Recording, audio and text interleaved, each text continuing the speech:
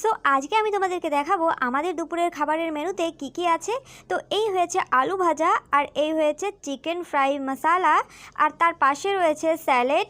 আর এই মাছটা, এত বড় মাছের রেসিপিটা কিন্তু আমার হাজব্যান্ড বানিয়েছে।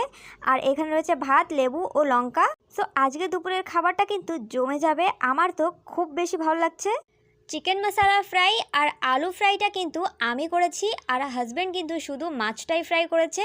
আর আমার হাজব্যান্ড কিন্তু অনেক সুন্দর রান্না করতে পারে, আর ও কিন্তু প্রায়ই রান্না করে ঘরে, আমাকে বলতে হয় না, ও নিজে থেকেই রান্না করে।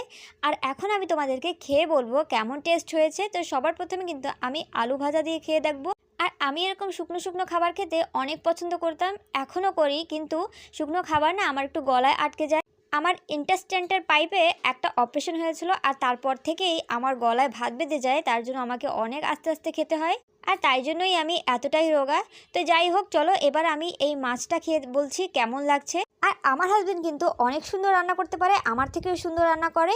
তো সত্যি টেস্টি ছিল অনেক। তো ভিডিওটি ভালো লাগলে লাইক শেয়ার কমেন্ট করো, আমার চ্যানেল তো সাবস্ক্রাইব করে দিও।